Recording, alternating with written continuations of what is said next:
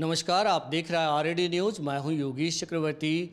संसद में नीतीश कुमार पुस्तक का लोकार्पण आज वित्त मंत्री विजय चौधरी ने किया। इस दौरान उन्होंने कहा कि इतिहास में जब भी 2023 को याद किया जाएगा, इतिहास इस बात का गवाह रहेगा कि बिखरे हुए विपक्ष को नीतीश कुमार ने एक करने का काम किया।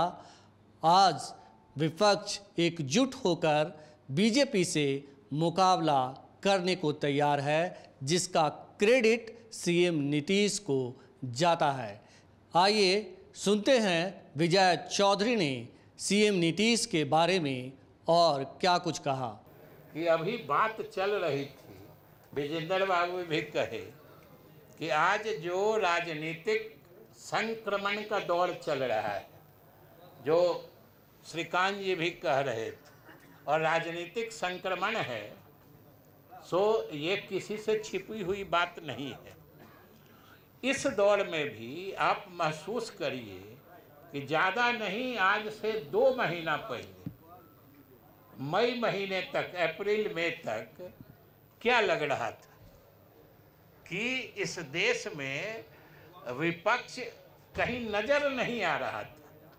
इतना बिखरा विपक्ष था कि लग रहा था ये विपक्ष सामने चुनौती क्या देगा, ये तो जो शासन में लोग बैठे हैं उनके सामने खड़ा ही नहीं हो पाएगा। ये हालत थी, ये निराशाजनक स्थिति थी विरोध के राजनीति की इस देश में। लेकिन उस समय भी याद करिए किस व्यक्ति ने ये जिम्मा उठाया कि हम विपक्ष को इस बिखरे स्थिति में हम छोड़ नहीं सकते हैं, चाहे इसके लिए हमको जितनी मेहनत करनी पड़े, और अकेले देश के हर हिस्से में जाके इस बात से जो हम लोगों को एक साथ इन ताकतों से लड़ना चाहिए, इस देश हित में लड़ना चाहिए, संविधान हित में लड़ना चाहिए, इस बात का बीड़ा उठाया, पूरे देश में भ्रमण किया, और अंत में जो 23 जून को पटना में हुआ, विपक्ष के सारे दलों को यहाँ इकट्ठा करके जो पैगाम इस देश की राजनीति को दिया, वो ऐतिहासिक हो गया, इतिहास का अंग बन गया। और हम बराबर कहते हैं कि आज की जो घटनाएं हैं वही कल इतिहास बनती है। और कभी कभी आज जिस चीज़ के हम लोग भागीदार हो रहे हैं, जिन घटनाओं में हम शरीक हो रहे हैं, उनके महत्व का सही आकलन इस समय नहीं हो पाता है।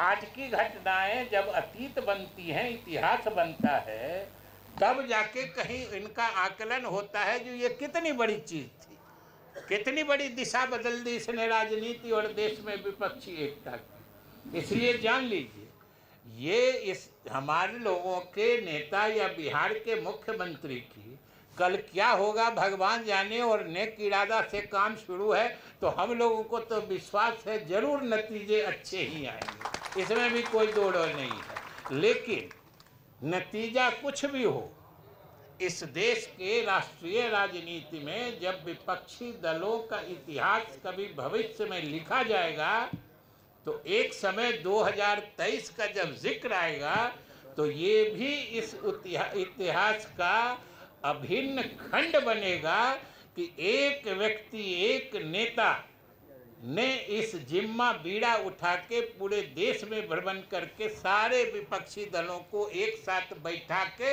एक संयुक्त विपक्ष की भूमिका पूरे देश को दिखा दिया उसने। ये सामने आना ही आना है, ये इतिहास बन गया, इतिहास का अंग बनेगा। और हम लोग तो भाग्यशाली हैं ऐसे नेता के साथ काम करके।